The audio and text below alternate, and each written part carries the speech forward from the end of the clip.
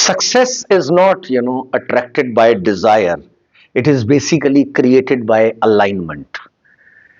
तो अलाइनमेंट जो है इसको हम कह भी सकते हैं law of alignment. So today I'm going to talk about law of alignment. I won't say versus, but yeah, law of attraction. दोनों में से एक्चुअल में वर्क क्या करता है? क्या ये लॉ ऑफ अट्रैक्शन है जो जिंदगी में काम करता है या लॉ ऑफ अलाइनमेंट है?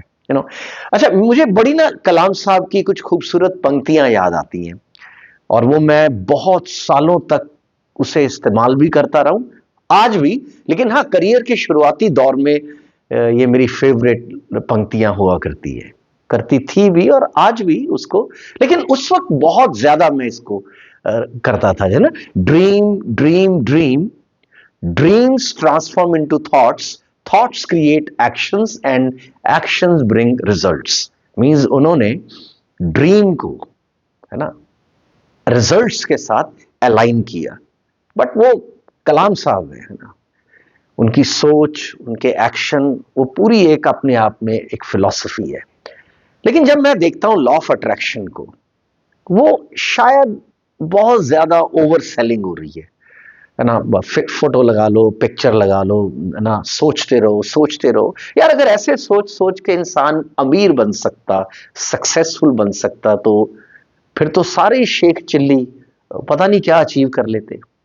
अब अगर एपीजे अब्दुल कलाम जी हैं या मिस्टर शाहरुख खान हैं या कितने लोग हैं, अजीम प्रेम जी, है ना, मिस्टर मस्क एंड ऑल, आप जितने भी सक्सेसफुल लोगों को ले लीजिए, चाहे उन्होंने पैसा अपनी लाइफ में लाए या अपनी लाइफ में वो फेम लाए या उपलब्धियां लाए, वो केवल लॉ ऑफ अट्रैक्शन से नहीं आया. ये तो ओवर सेलिंग हो रही है इस चीज की, है ना. हालांकि किताबें लिखी गई हैं. Mr. Murphy wrote about, I think, power of unconscious mind. Then Wayne Dyer, one of my favorite writer, he wrote about, this is power of intention. लेकिन जब मैं देखता हूं तो लॉ ऑफ अलाइनमेंट वर्क करता है. फॉर एग्जाम्पल, अलाइन के spelling क्या है ना, ALI, है ना, GN, अलाइन. सो अलाइन में basically A stands for aim clearly. If I talk about law of alignment, तो अलाइनमेंट में अगर हम अलाइन वर्ड लेते हैं तो ए स्टैंड्स फॉर एम क्लियरली. सबसे पहली चीज तो ये है कि मुझे क्लियरली एम बनाना है कि मेरा एम क्या है, और वो बहुत क्लियर होना चाहिए. और मेरे एम की और मेरे सोच की, थिंकिंग की, उन दोनों की अलाइनमेंट होनी बहुत जरूरी है. क्योंकि अगर एम और सोच ये दोनों अलाइन नहीं हुई तो फिर काम बनेगा नहीं. अब अगर SRK है, शाहरुख खान है या MS धोनी है ना, ये लोगों ने बहुत अचीव किया है, मिस्टर कलाम है, लेकिन इन्होंने ना अपनी सोच और गोल को अलाइन किया. सभी एक पर नहीं, ये हजारों लाखों उन लोगों पर लागू होता है जिन्होंने चीजों को अचीव किया है. और मैं भी इसको अपनी लाइफ से रिलेट कर पाता हूं कि यस, आपका एम और आपकी सोच दोनों में अगर अलाइनमेंट होती है तो बात बनती है. दूसरा आता है अलाइन में, L. L means learn continuously, लगातार सीखते रहो. क्योंकि alignment of skills and my job, isn't it? It makes sense, कि मेरी ये जॉब है और ये मेरे स्किल्स हैं. भाई मेरी जॉब में कम्युनिकेशन और technical skills, non technical skills सभी, है ना. एक सॉफ्टवेयर इंजीनियर है, उसको पता है कि मेरी लाइफ में, मेरी जॉब में कौन से स्किल्स रिक्वायर्ड है, राइट. एक बिजनेसमैन है, उसको पता है कि अगर मुझे एक बिजनेसमैन बनना है तो किन स्किल्स की मुझे जरूरत है. तो वो स्किल्स को कॉन्टिन्यूसली लर्न करते रहना पड़ेगा. और तीसरे नंबर पे आता है implement daily. Means alignment between my action and priority. मेरी प्रायोरिटीज क्या है ना, और मुझे रोज इंप्लीमेंट करना है, रोज इंप्लीमेंट करना है. तो ALI. So we need to implement things, consistently, or consistence, it matters a lot. लगातार मेरी मोटिवेशन डाउन हो सकती है। मोटिवेशन हर वक्त अप नहीं रहती, वो अप और डाउन जैसे ईसीजी होता है ना, तो वैसे मेरी सोच है। हम कहें ना थिंक पॉजिटिवली, फ्रैंकली मेरे तजुर्बे में हर वक्त पॉजिटिव सोचना एक बड़ी अजीब सी बात है। कई बार तो मूर्खता भी है। कि अगर एक ऐसी सिचुएशन है जहां रिस्क बहुत ज्यादा है ना, धुंध पड़ी है, मैं गाड़ी चला रहा हूं, मैं थिंक पॉजिटिवली यार गाड़ी चलाते रहो, नहीं।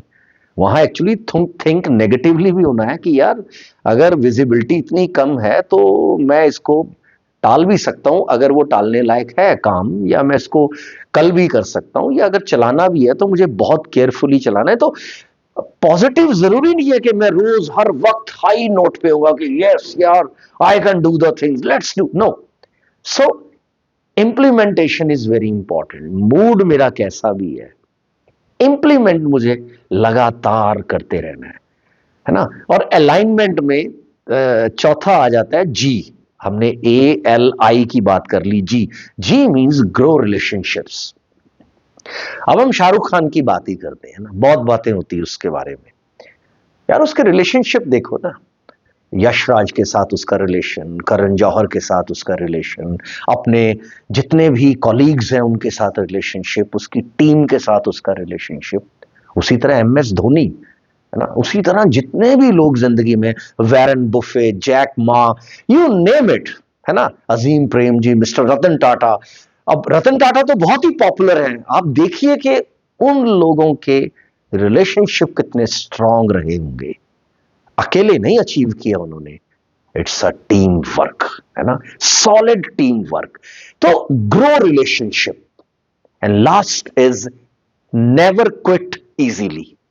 नेवर क्विट इजीली बड़ा इंपॉर्टेंट है, means alignment between my patience and failures, है ना। क्योंकि फेलियर्स तो चलते रहेंगे, फेलियर्स आता रहेगा। जितने भी सक्सेसफुल लोग हैं जिनका आज एग्जाम्पल दिया जाता है जी, इन्होंने लॉ ऑफ अट्रैक्शन अप्लाई किया है, in fact if we saw their failures, all of them, whether they were technocrats, businessmen, show people, even cricketers, हर कोई, they have a strong alignment between patience and failures। वो चूकते नहीं है। अब जो काम सोच लिया, अब उसे वो जल्दी क्विट नहीं करते हैं, है ना। वो उसमें, है ना, नेवर गिव इन। बड़ा अच्छा ये एक मोटो होता है लाइफ का, गिव इन नहीं करना। कि जो मैंने डिसाइड कर लिया है और वो मेरी काबिलियत के मायने में बिल्कुल सही है, तो फिर गिव इन नहीं करना है, बढ़ते जाना है। सो फ्रेंड्स, ये था अलाइनमेंट का एक एक खूबसूरत तरीका कि अलाइन अगर मैं लेके चलता हूं तो एम क्लियरली, है ना, उसके बाद learn regularly, and then implement consistently, and then G, grow relationships. Means मेरा मेरा नेटवर्क मैटर करता है ना। कहते हैं ना कि नेटवर्थ से ज्यादा नेटवर्क मैटर करता है, और करता है। और उसके बाद आ जाता है आपका N for never quit early.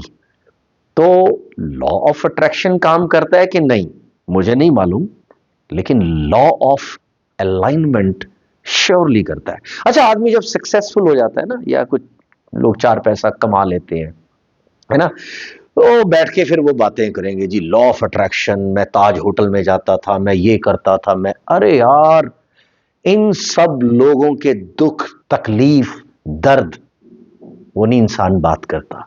चाहे वो मिस्टर रतन टाटा है, जब उनका नैनो प्रोजेक्ट फ्लॉप हुआ, जब उन्हें वेस्ट बंगाल से निकलकर कहीं और आना पड़ा, उनकी वो फाइट, शाहरुख खान, ना, उनके उसके बेटे की प्रॉब्लम, उसके उसकी खुद 5 3 4 फिल्मों का फ्लॉप होना, मिस्टर कलाम 1979 का वो हमारा जो ASLV लॉन्च था उसका फेलियर, नंदी प्रोजेक्ट का फेलियर, इन लोगों की वो pen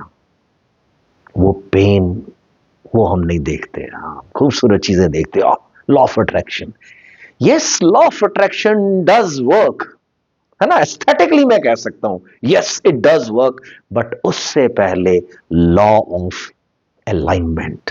so friends, desire may start the journey, but alignment decides the destination, है ना, कि इच्छा मेरी यात्रा को शुरू तो कर सकती है, लेकिन जहां मैं पहुंचूंगा वो तो भाई अलाइनमेंट है ना, वो जो मेरी तालमेल उसका बैठाना है ना, उसके साथ मैंने चलना है, अलाइन करके चलना है अपनी हर चीजों को, वो ज्यादा मैटर करता है।